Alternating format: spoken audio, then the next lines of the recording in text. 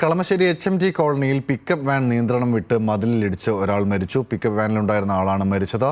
Driver ഓടി രക്ഷപ്പെട്ടു. വാഹനത്തിൽ നിന്നും മദ്യക്കുപ്പി കണ്ടെത്തിയിട്ടുണ്ട്. വിവരങ്ങളുമായി സൈഫുനിസ അലിയാറുണ്ട് കൊച്ചിയിൽ നിന്നും. സൈഫു, എങ്ങനെയാണ് ഈ അപകടം നടന്നിരിക്കുന്നത്? എന്താണ് വിശദാംശങ്ങൾ?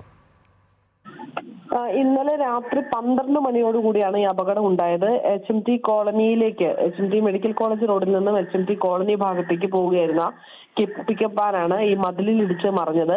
പാലയ്ക്കാമുകളിന് സമീപം കോരക്കാമ്പള്ളി അമ്പലത്തിന്റെ മതിലിലാണ് ഈ വാഹനം ഇടിച്ചു കയറിയത്.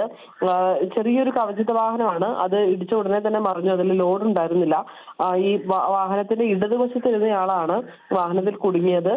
ഡ്രൈവർ അപ്പോൾ തന്നെ ഓടി രക്ഷപ്പെട്ടു. ശബ്ദം കേട്ട് ഓടിയെത്തിയ നാട്ടുകാരും പിന്നീട് ഇവരെ അറിയിച്ചതിനെ തുടർന്ന് പോലീസും ഫയർഫോഴ്സും സ്ഥലത്തെത്തിയാണ് രക്ഷാപ്രവർത്തനം നടത്തിയത്. ഈ വാഹനത്തിൽ കുടുങ്ങിയ ആളെ ഉടനെ തന്നെ മെഡിക്കൽ കോളേജ് ആശുപത്രിയിൽ എത്തിച്ചെങ്കിലും ജീവൻ രക്ഷിക്കാനായില്ല.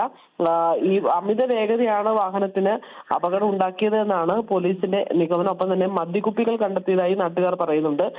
ഇത് പോലീസ് സ്റ്റേഷനിലേക്ക് കൊണ്ടുപോവുകയും ചെയ്തിട്ടുണ്ട്. മരിച്ചയാളെ തിരിച്ചറിഞ്ഞിട്ടില്ല.